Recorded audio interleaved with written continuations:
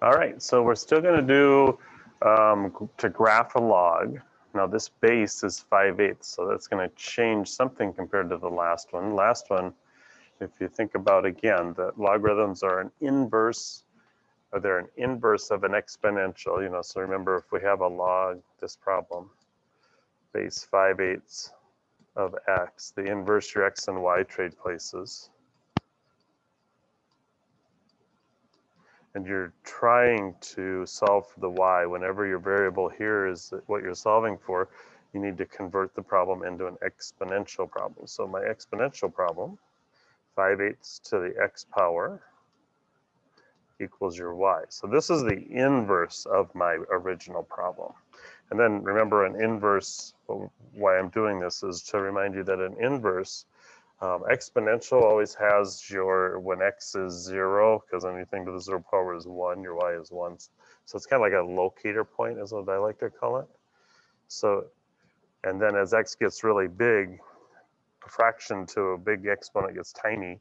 So your x-axis out here is an asymptote, and as you put a negative in there, big negative going out here, then this gets really big because it's a fraction, it flips it over, remember, when it's negative, so then your numerator is bigger. So that's where your growth comes from. So now that, remember then also, what we're trying to do is graph this though. And when we're trying to graph that with inverses, that they're reflections of each other over the y equals x line. So this point 0, 1 becomes 1, 0 in the inverse. Out here where your x gets really big and your y goes to 0, on the inverse, also whenever the x and y are the same here, so they got to be the same. And then as this one's approaching the x-axis on the inverse, this would be approaching the y-axis.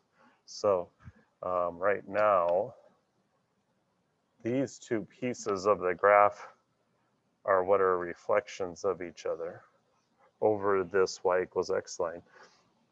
And then out here, as your x becomes more negative, your y becomes more positive. So on the reflection graph, it's going to, remember, flip that. So out here,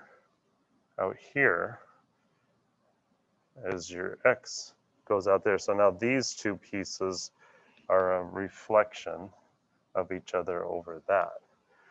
So if I was going to highlight those two parts to say that they are reflections, this one, it might be not quite drawn in the right scale, but where this one is going slowly out along the x-axis and going to grow faster, this one's going slowly on the y-axis and go out on the x faster. So my graph here of the inverse, remember, this exponential decay is my inverse, and then my exponential, or my logarithm, the one that I'm really after in this problem, is this yellow one right here. So now to answer the other parts of the question, which one of these has that? That's not here. That doesn't look like my yellow graph. That's not it. So which of these other two? So remember what we said, this is going to be over here, not as much, it's not like an exponential decay on the right side of the y-axis, it's to the left because of my locator point. This one looks like it's got an asymptote here on number C, or letter C, along the y-axis. So that's out. It does need to get to the left side of there and does go through my locator point. So my correct answer there, D.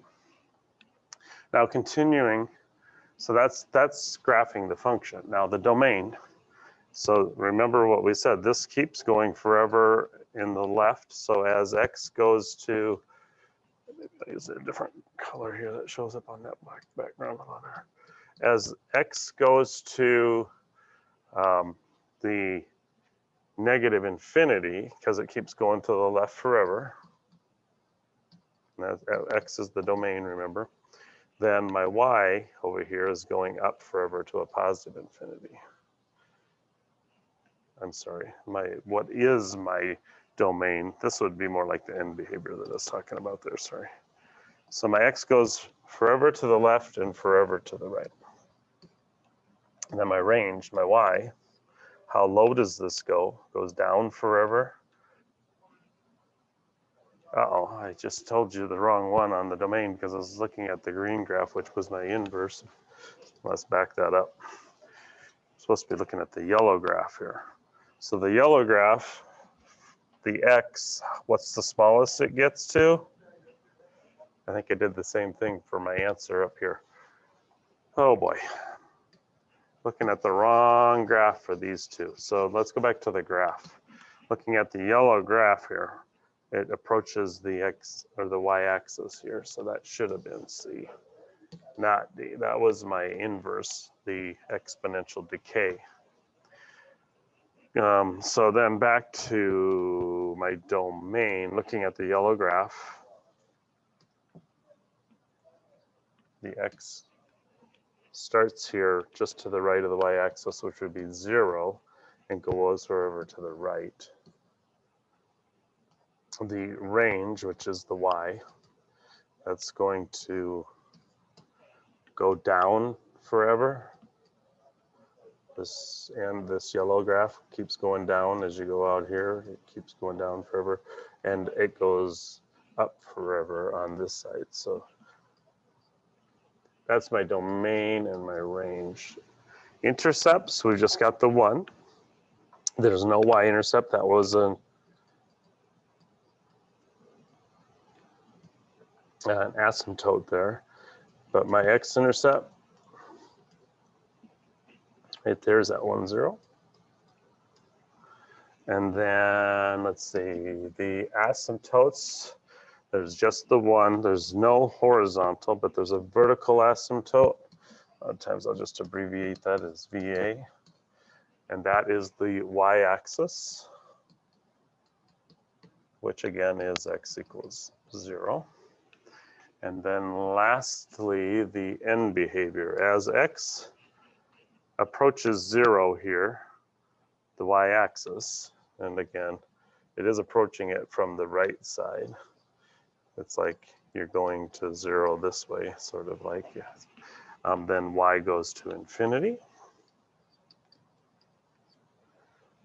And then also as your x on the other end behavior, this x out here goes to a positive infinity, y goes to negative infinity. So x going to positive infinity would be to the right. This y keeps going down, so y goes to a negative infinity. All right, oh, sorry about that. Messed up a couple pieces in that problem, but I think we got them fixed.